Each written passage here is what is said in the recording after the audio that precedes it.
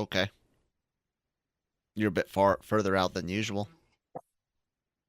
I don't know, man. I have to reset this up all the time. Oh, okay.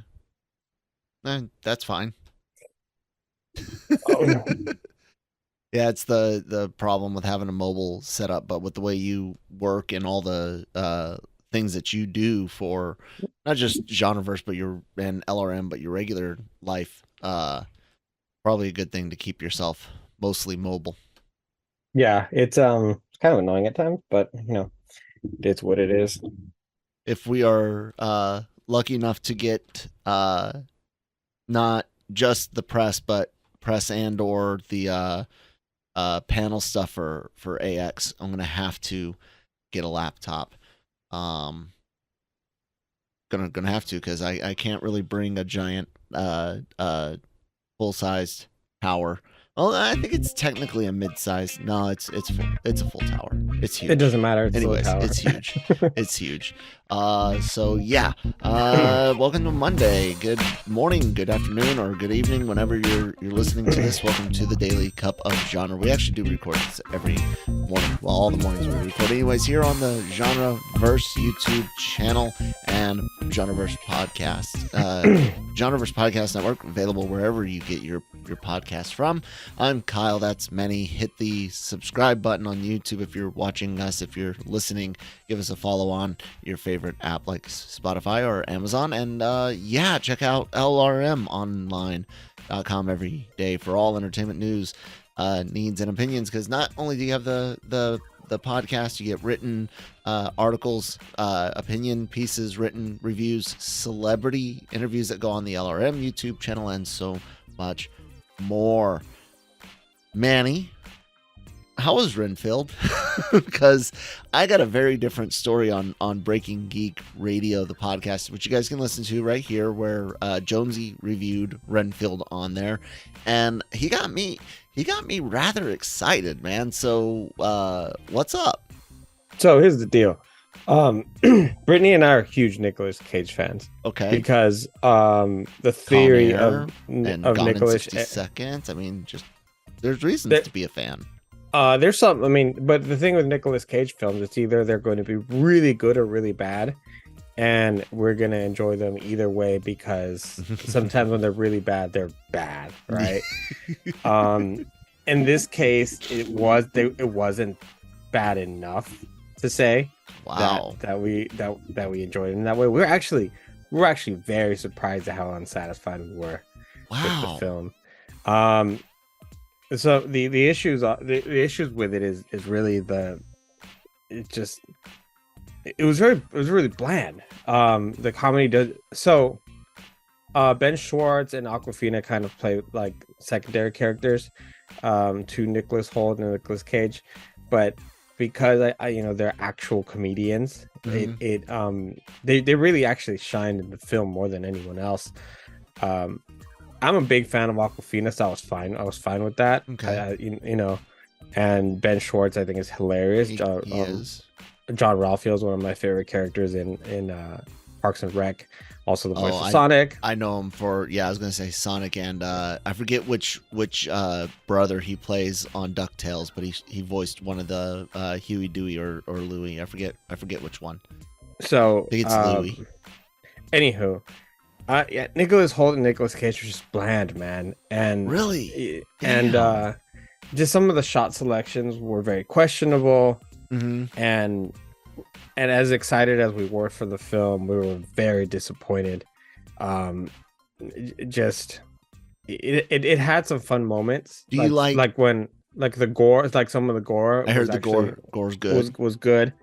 No issue with that. When it comes to Holt, do you like The Great on Hulu? Have you liked that show? Have you seen that? The Great was show? fun. Yeah. Because Christina and I freaking adore The Great. Like that is one of those weird live action 3D things you guys are always watching that we occasionally watch instead of anime. That's one of the shows that I definitely really do enjoy. Yeah, the Great has some fun. And you don't think Holt did well for this movie? No, this movie. But you think he's good in The Great? Yeah, I like Okay. him in the Great. I just yeah. want to make sure I got like context. That's all. That's all. Yeah, I've met Nicholas Holt in person, so um so we were very disappointed, especially because we watched two movies on Saturday. We did not expect that one to be the lesser of the two. Damn. What And else it did ended up you being the see? lesser of the two. The Pope's Exorcist. How was that? Surprisingly good. Very straightforward as far as your typical exorcist story. Exorcism kind of gags and kind of tropes that you'd expect from an exorcist movie, but because you stuck Russell Crowe into it, and is actually based on a real person, the story it actually they don't focus on the demon itself or the possession. They focus on the exorcist, the person who he was and why he was and was important, and all of the side character, all of the side characters really compliment him. And so it doesn't try to pretend like he's not the star of the film. It really leans on it. And for someone who hasn't necessarily made a big feature film like this, in the director for the Pope's Exorcist did a really good job. My biggest thing, and this is only a thing because Brittany and I are kind of review trailers before and afterwards, kind of to gauge on how much it gave away or things like that. We like to do that. Is there's some moments in the trailer where if you've seen the trailer enough times, you get to that moment of the film, you know exactly where it's headed the rest of the film. There was a little bit of a left turn, which was nice, but then it was just surprisingly good, just straightforward, good pacing. And that's the other thing about Renfield, is that the first, I'd say about 30 minutes of the film, the pacing is god awful. It doesn't really go anywhere. It's just kind of really mopey, and it tries to be quick, but at the same time it feels like slow as heck. Like we were at some points bored. That sucks. To us, and this is us to our opinion, Awkwafina was the star of that film. She was really good. I like her. I like her comedy. I like her style. She was fun in Shang-Chi. I haven't watched anything else. I've seen clips of things with her in it. She has a show on HBO Max. I can't funny. remember what it's called at the moment. It's too early. I haven't had my coffee. But overall, like, Renfield was like a C best. The lighting was very Munster-ish. Yeah, I seen that in the trailer. And Jonesy gave it a B plus on Breaking Geek, if I'm not mistaken, and he was like surprised himself that he gave it a B audiences plus, so. don't agree with him either, despite the fact that, and I'm saying by box office numbers. Oh yeah, the box office is bad. I was gonna look up the Rotten Tomatoes, because I think that was a relatively good score, but good segue, Manny. I was gonna say, the Pope's Exorcist had a higher Rotten Tomatoes also. Wow. Than Renfield. So Renfield has an 81. We were surprised, man. We really thought we were gonna really enjoy Renfield. Yeah, it's not like, so we were very shocked. Pope's Exorcist has 83. Yeah. Pope's Exorcist came in with 9 mil. Renfield came in with 7.7. Mario topping off at 87, bringing its domestic total to 347. Think it breaks 500 in the U.S. It's gonna. Do you think it's got another 160 million in it? I wouldn't be surprised, but I would be very happy to see that. The thing that gives it that opportunity, and it's outperforming. It may not, is no, not that, it's that we still got weeks till our next blockbuster, really. Right. Well, I meant like it's overperforming its projections. Like when you go on the numbers and you look at the chart, it kind of fell within over the last week, but it had another jump over the weekend to being above. I think it's got a shot at 500, and it still, of course, is not out in Japan until next week. So what I didn't know is that it's not only not out in Japan, but it's also not out in Korea or the Middle East. And I'm like, holy crap, man. So yeah, Mario has a huge opportunity. Is China gonna get this one? Yeah, China already brought in 15. They already did. Yeah, 15 mil on it. Yeah, they're not big. China's got a big gaming culture because of the size of its population, but the density of its gaming culture is different because of the restrictions on kids and the limitations of what games are actually allowed there. So I'm curious as to if this was a different game movie, would it do well? Like, I think World of Warcraft did well in China, right? Maybe. Anyways. Yeah, that's one of the highest grossing films, and I didn't know that internationally that it did so well. I thought it was somebody. It kept coming up like, oh, World of Warcraft was in its video game adaptation. It did well internationally. I was like, what? I don't know if that was true or not. Yeah. So here's the thing with or Warcraft, right? It was just called Warcraft. Yeah. Jeez, hell, dude, it made 391 million internationally to the US's no, hold on, to the US's 47. So which is a surprise. I think Warcraft in 2023 would do a whole lot better. China gave it $213 million. Yeah. So what was Venom for China again? We had Super Mario had like a 40% drop, man. That's how you know how it's gonna do well for a while. Yeah. Next week it'll have that 65% drop that we were waiting for. But also next week there's not really much coming out. Oh no, Evil Dead's coming out. You're not sending the kids to see that.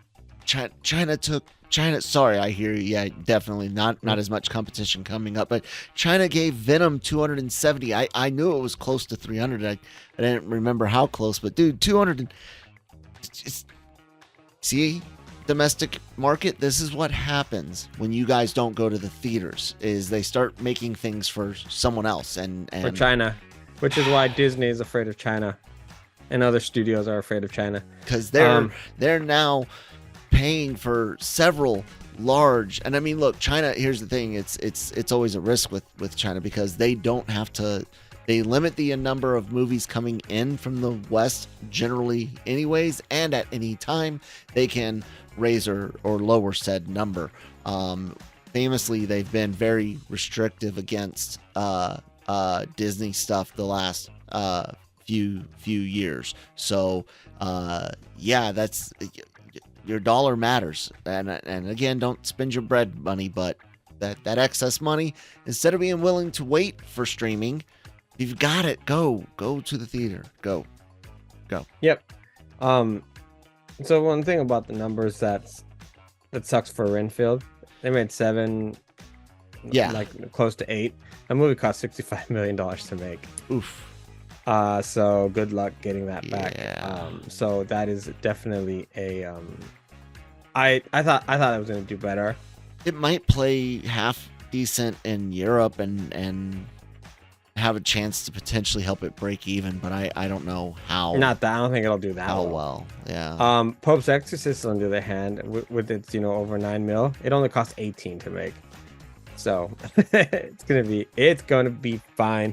And then Air, unfortunately, that means Holt and Cage probably cost a pretty penny. I'm pretty sure Cage cost a lot. So it might have been a passion enough project for him to not charge a whole bunch, but because the way it looks and sounds, Renfield, you would expect to be in that like $30 to $40 million range as far as budget. Oh yeah, and yeah, I was surprised when it said 65. Yeah, that's pretty high. I would have thought this movie would have at least brought like 12, maybe 10, 12, somewhere in that range. at least. But I didn't realize that Shoulda, it came at coulda. such a high cost. So, John Wick stayed strong with 3, and then it topped off at number 5 with Air, which is gonna in the end lose money. So I don't know if it's going to be able to recover from that. But that's because you have a good portion of you have a good chunk of audience that refuse to see that movie. So Refuse to see which one? Air. Oh, Air. Why did people refuse to see that? There are those in the African American community that feel that Air takes something that the success of the Jordans, Jordan? Okay. yeah, and makes it look like it's the white people that made it happen. Okay. And to a certain point, I'm like, oh, okay. I'm not gonna. Yeah, I haven't seen. I haven't seen the movie, and It's a good movie. Yeah, and I've never. And it's a. I was gonna say I've never read the history of it to compare, to say, okay, well, this looks accurate or not. So I can't comment, but I can totally see. I can totally see how there could be potential issues there. Yeah. So I was like, okay, I can kind of see that argument. So, and that's not one that I debate at all. Yeah. So yeah, that's it again, man. My theaters were we were there from like I what? saw your picture Between, on our Discord, link in the description box. We were between 1 and 6, and the entire time that lobby was packed, man. Damn. So yeah, it is what it is with us, man. I don't know. But I mean, for Super Mario Brothers, Super Mario Brothers, the thing about that film is that you don't just that's a movie you go see with your entire family. Yeah. So we all went to see it with Emma together, and then with her mom and her mom's family, they went to go see it together over the weekend too. So yeah, it does very, very well, and I'm very happy.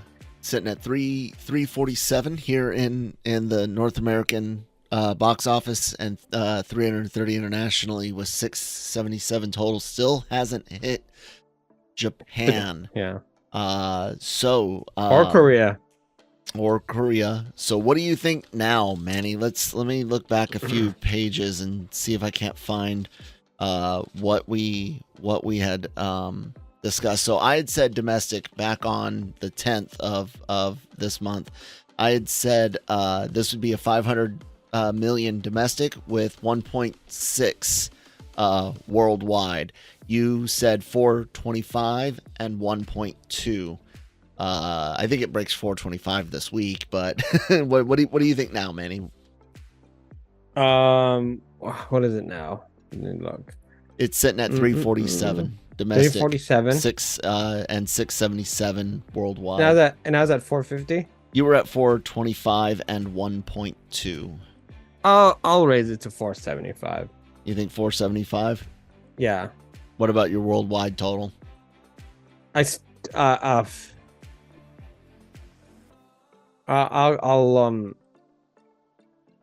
go 1. You're just gonna say 1 billion on the Just the 1. dot. Yeah. I'm going to stick with my 5 domestic. I will revise my worldwide, actually down to yours, 1.2.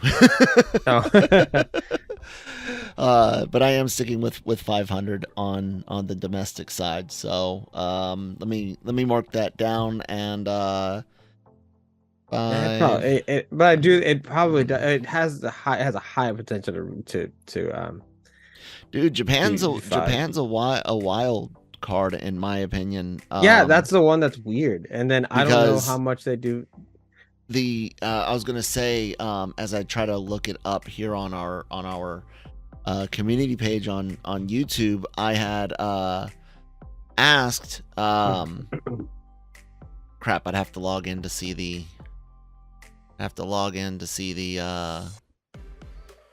results. Give me 1 second, guys. Yes, Kyle M at lrmonline.com. If you've ever thought about writing for the website, drop me a line, say LRM contributor in the subject line. Okay, now everything should be safe to bring over. So I had asked 5 days ago and had put out the Mario a poll. Hold on, as a mark timestamp. I did this poll to see how much people thought Mario would make in Japan in billions of yen, because the yen to dollar changes, so I just wanted to keep it as yen. I gave the top 10 grossing films in Japan, right? Which number one is that Demon Slayer, the movie Mugen Train. It brought in 40 billion yen, which currently is 300 some odd million dollars, right? The number two movie, relatively distant second at 31, almost 10 points, almost a whole quarter less than the number one movie, Spirited Away, from Miyazaki, Studio Ghibli, Ghibli, whatever. Titanic at number 3, 26.2 billion. Frozen at number 4, 25.5, and Your Name at 25.17. And I asked, what do you guys think it'll make? Below 15 billion, 15 to 25 billion, 25 to 35 billion, 35 to 40, or over 40. And most people fell in the 15 to 35. So, 15 to 25, 25 to 35. That chunk brings in the most money, and I definitely think it's somewhere in there. It's 15 to 30, 35, but I'm leaning close into that 25 to 35 billion yen. Manny, what do you think for Japan? It's such a look at those top 10 movies. They're weird. Demon Slayer, Spirited Away, anime makes sense. Titanic. I'm sorry, Spirited is not Frozen. Weird. Spirited is great. I didn't say that's weird. I said that makes sense. They're anime. And then I said Titanic. That's weird.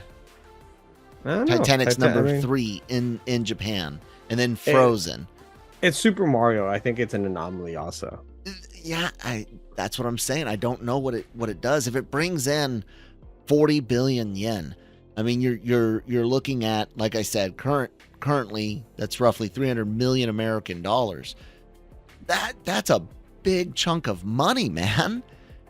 But does it do that? I don't know. What do you think? In billions of yen, what do you think? Somewhere between 15 and 40, or over 40. Where do you think? You did too many math numbers. I'm not gonna. Okay. It's gonna do well. That's you said a lot of numbers, and right now I'm like, he said numbers. It's gonna do well in Japan. Hell, Super Mario was born in Japan. I know, but I don't know how well it does. So yeah, because I'm looking. It's gonna do really well. It should do better than Frozen. I hope so. I hope it does better than Titanic. But I don't know, man. Does it beat Leonardo? anime? Leo. Does it beat? Does gaming beat anime? That's kind of the question. Speaking of which, Fathom Events is gonna have an event in 2 weeks where they're going to do the live version of Spirited Away in theaters for I think it was like 3 or 4 days. That's cool. Our theaters are practically sold out for the event, and they're going to be playing it at 2 theaters for I think 4 days, and those theaters are packed. We already got our tickets too, so that's Emma's favorite cool. Studio Ghibli film. It's such a crazy, beautiful movie. Like, I don't understand where you even get the creativity for it. It's awesome. It's awesome. Yeah, but anyway, back to your point. It's just gonna do really well in Japan. Did you who's not making money right now? Disney. Did you see how much money they lost? Almost $300 million in Lightyear and Strange World. Oh man. So that's just an interesting point. The other big story that I did want to talk about is Netflix yesterday. I don't know if you heard what happened, but they screwed up big time last night. What Netflix do? So yesterday they were going to have their second live show ever after the I'm seeing this Love is Blind. Yeah, Love is Blind. Love and Blind, Kyle, is a really big deal in that kind of reality series genre. Netflix, in that realm. That's their bread and butter, as far as the only really show that you can say arguably that they have that competes with like all of the other shows on Bravo. Yeah. And stuff like that. So with the latest season wrapping up yesterday, they were going to have their latest live streaming event ever, which was going to be the Love is Blind reunion show. Right. Their first live event, of course, was the Chris Rock special that did very well, especially giving all the controversy behind Chris Rock and him getting slapped and finally really giving it back to Will Smith at the end of that one. Selective outrage, that's what it was called. Unfortunately, it was supposed to be live. I think it was at like 8 p.m. Eastern time. And then they were delayed, and then they were delayed, and they were delayed. So the thing is, everyone's freaking out online because it was highly anticipated, because Netflix doesn't do this, and especially for Love is Blind. So to see live reactions, people wanted to see some of the interaction with some of the couples. YouTubers that were live streaming, and just a whole array, that whole group of people ready for this. And it got to the point where they tweeted like, love is late, we'll get back to it, we'll get to it. Got to the point where they were like, hey guys, we're just gonna tape this and we'll release it tomorrow. Oh man, I was I couldn't believe it. And then the worst part is that it opened the door for trolls, including Bravo, who does this and says, yeah, this will never happen on our network. If we tell you someone's going to be live, it's going to be live.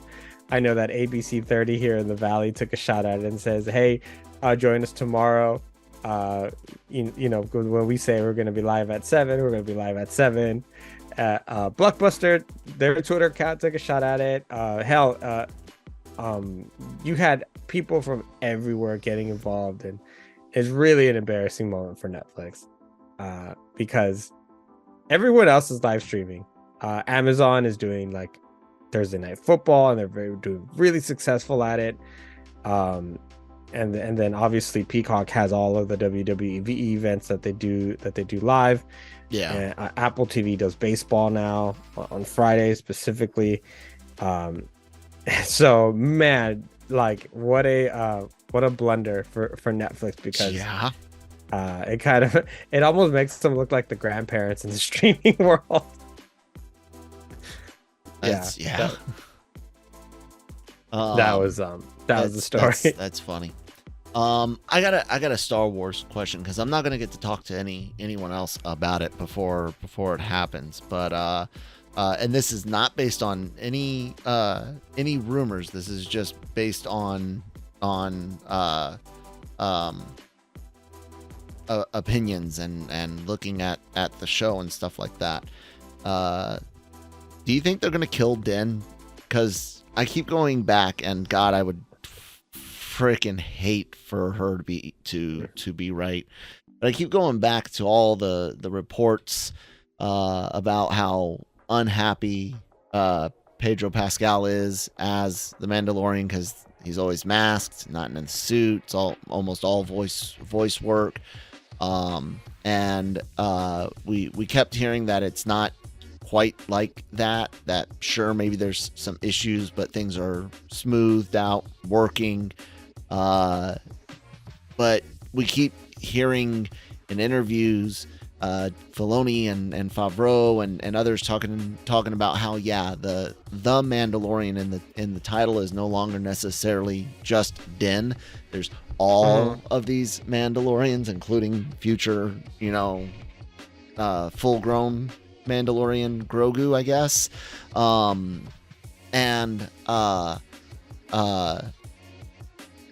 I don't know, man. I think that with words like that being tossed out in interviews, phrases like that, with the way they've kind of shown Din to kind of be a side character in his own show, so to speak, I think that's a possibility, and I saw somewhere else that the finale is supposed to hurt. Mm-hmm. What do you think, Manny? Are we about to see Pedro Pascal end his time in the galaxy far, far away? I don't necessarily think so. I think he's too big of a character to kill off, but we haven't, like, it's interesting because we had this conversation at work because they were talking about the Mandalorian, and I said and they're saying how great Pedro Pascal is. I was like, he hasn't even been in it, and they're like, that's him under the suit. I'm like, I'm sorry, guys, but there's two other actors that actually play him when you don't see his face. One of them's related to John Wayne, I heard. You're like, that's not him. Yeah. And they had a hard time believing that, but it's like, I'm sorry to burst your bubbles, guys. I met someone that thought movies were filmed in the order they're played. Like, oh geez, you like film it in real time, if that makes sense. Like, I'm like, yeah, no, why would you fly out to Australia, film there for a 5-minute scene, and then fly back to New York? Like, no, yeah, no, that's one of the craziest things sometimes to talk to directors about. Yeah. It's like them filming kind of the climatic scenes first. Yep. And then, or talking to some actors and saying, we actually got to film the beginning first, which was nice. Yeah. So anyway, back to your question. I don't know. The thing is the thing with Disney now and Star Wars is I can't look at it from a storyline perspective. I have to look at it from a marketing perspective. Yeah. Because they don't necessarily, lately, especially with Star Wars, always with Star Wars, actually, they don't necessarily do things for the sake of the story. They do it for the sake of the dollar. Yeah. And what is it that brings the dollar? Everyone does that. No, I know, but yeah. But but they focus so much on the Disneyland aspect, on the toys aspect, and I get it. Like, Ninja Turtles is literally, that's all it is, to sell toys. But it's to the well, I mean, the Power Rangers, Transformers. I know, man. I'm just same thing. I mean, there's my Turtles tattoo, my Ghostbusters tattoo, my Star Wars tattoo. So no, but like, with Star Wars, you think when the first movie came out, they didn't even have a toy line ready. The toy line came a long time after. Anyway, because, like, for example, they changed or added, or the whole story with Han and Leia just to try to sell cruise tickets. Yeah, which was I want to throw up. Yeah, so I don't know. When I think Han Solo, I think space cruise, or honeymoon on a cruise. Yeah.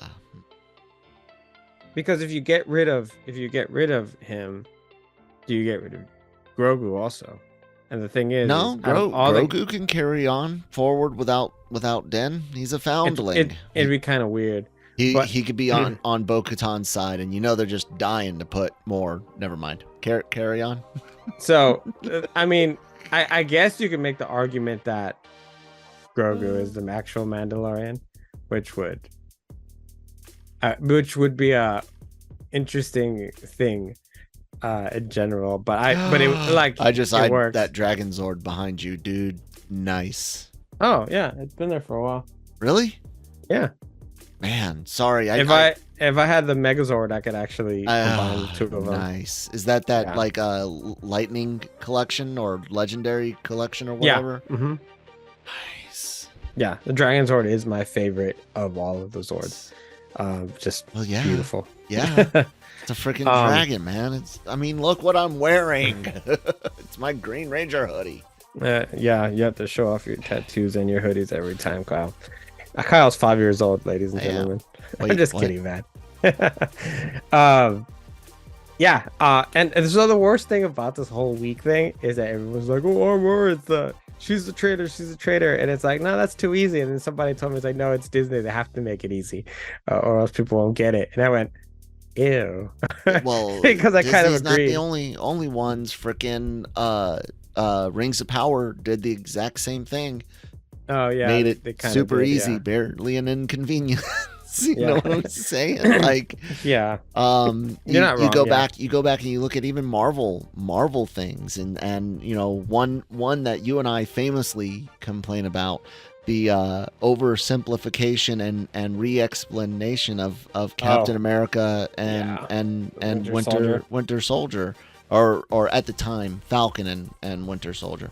Oh yeah, Um, yes, yeah, you know, there is this dumbing down, and part of it comes from people's inability to keep attention on something for longer periods of time.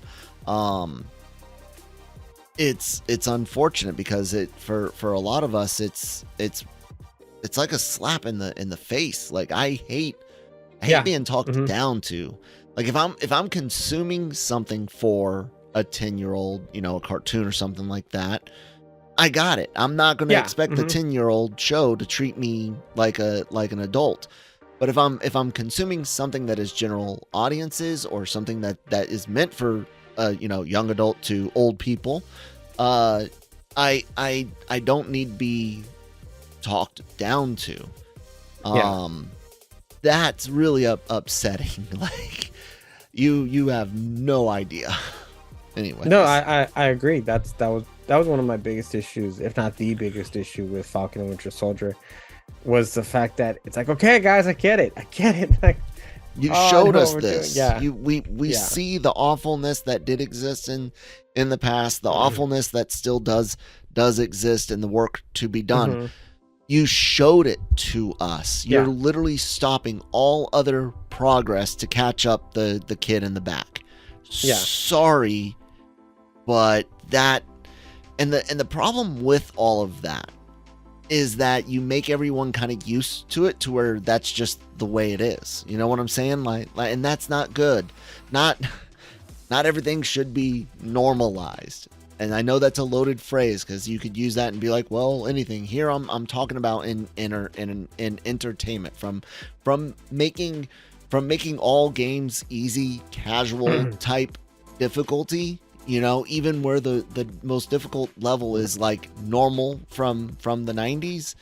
Like, doing that doesn't help anyone. You know what I'm saying? Like, No, yeah. I you agree. keep people should aspire to be bigger, greater, Yeah. Should be better. yeah. You People know, should aspire to be great. not Yeah. not just accept it. And that's one of those things where I keep getting upset when someone's like, well, you just got to adjust your expectations to enjoy this movie. And I'm like, oh my God, no, I shouldn't. Especially in something like Mando that's already exist. One of my biggest complaints has been how cartoony this season for Mando has been, and that the first two seasons weren't this cartoony. Sure, you had your moments, just like you do in any Star Wars project, but this has been ridiculously like a live action Rebels episode, and that's not what the How doesn't Mandalorian Captain was. Broccoli? Davy Broccoli's a piece of anyways. I 100% agree with you as far as that. And it's just a test. It really is a testament to kind of the way Disney does things now. Because if you think about it, especially in animation, and I don't mean that they do this with every film, but lately in animation and in their TV shows, they try so hard to be, I guess to say woke, or to be, for lack of a better controversial. phrase. There you controversial. To the point where they put things in places to where, and we've talked about this, where if you don't like it, you're either racist or sexist. Yeah. And it's happening again with the Marvels, because but that one does have a ton of trolls. I will say that. Of course that just hate it hate it for no reason. Well, they hate it because they hate Brie Larson, and let's not say that she does not antagonize her trolls. And they do that apparently in the trailer as well, which is like, don't do that, because you're not helping yourself here. But my point is, it's because of that then you turn off a giant group of people, regardless of whether they're pieces of craps or not. They don't want to be in the middle of a mudslinging fight. Yeah. And so what happens now? A studio like Illumination comes over. It's just going straight and narrow down the just making. We're making a Mario Brothers movie, people. A Mario's Minions, Sing, things that they do. Like Sing, for example, has a little bit more, a lot of characters that have more really emotion and kind of things going on.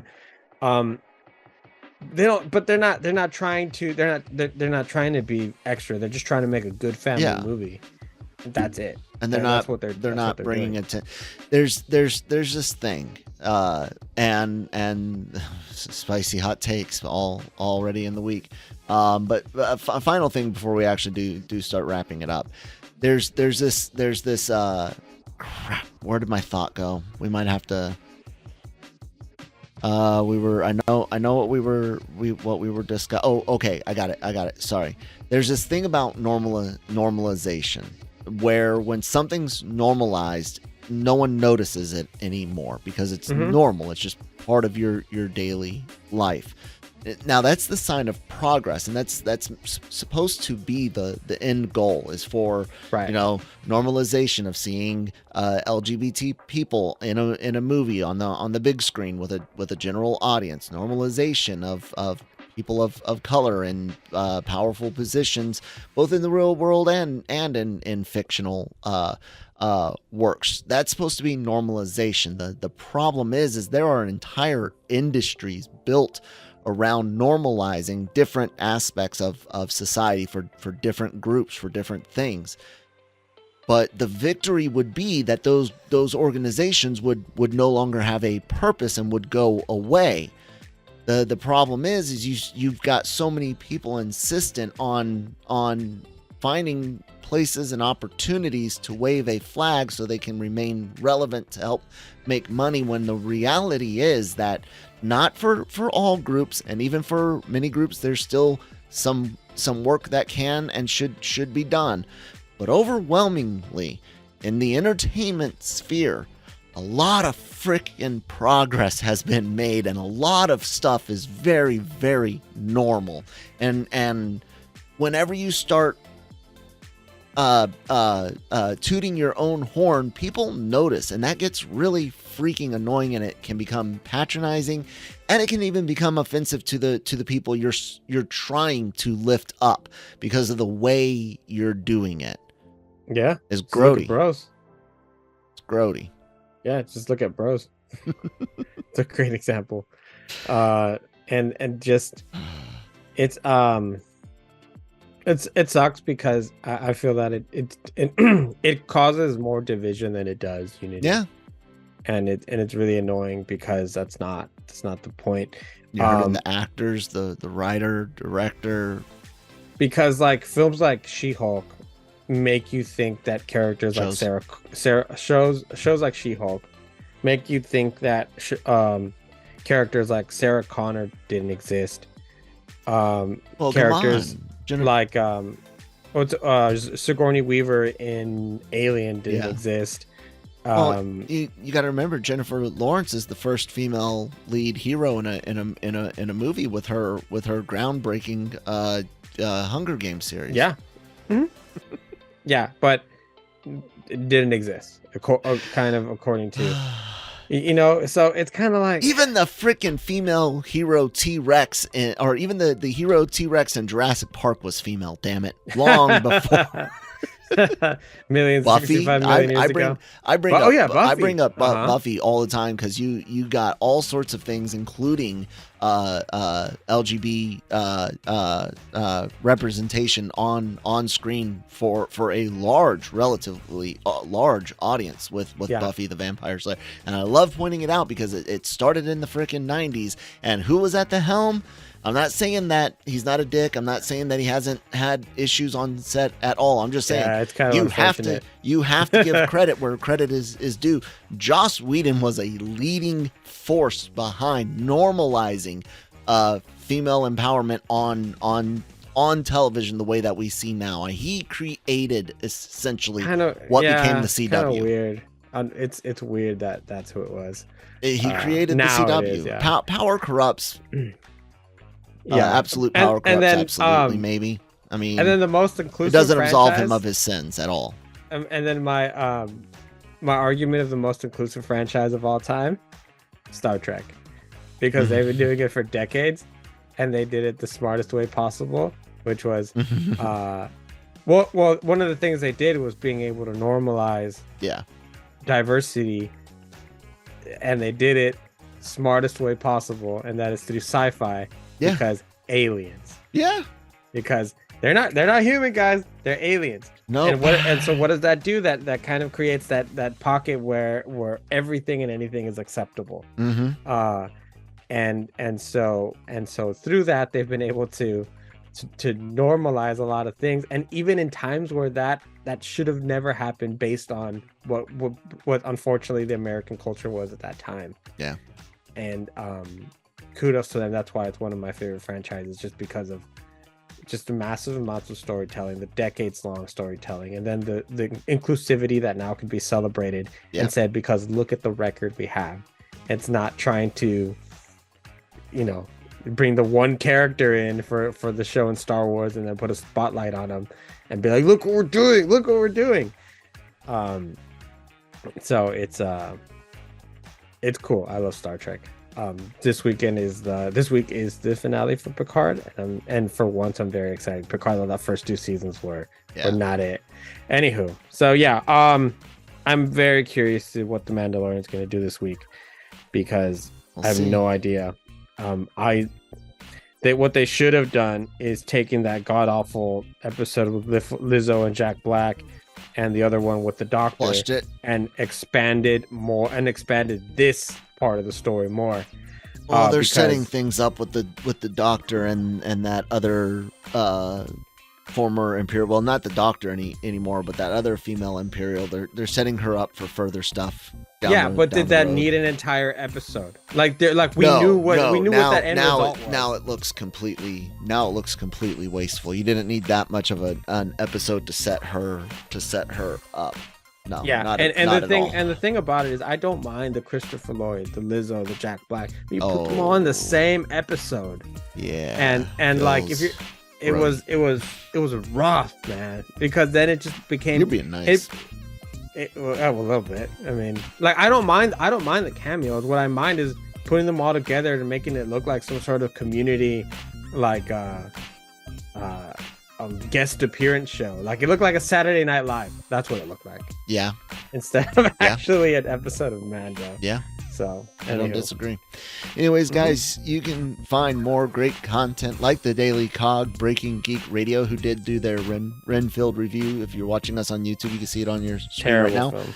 You can see all of this stuff on the Genreverse here on YouTube. Cantina doing Mando. Look for our final season 3 finale review this week. If it's not a reaction video, all the podcasts and reviews and stuff go up on your favorite podcast apps like Spotify, Apple, Amazon, and more. Of course, LRMonline.com for celebrity interviews from the LRM YouTube channel, written articles, written reviews, news, leaks, rumors, all that type of good stuff. Manny, anything else for the good people?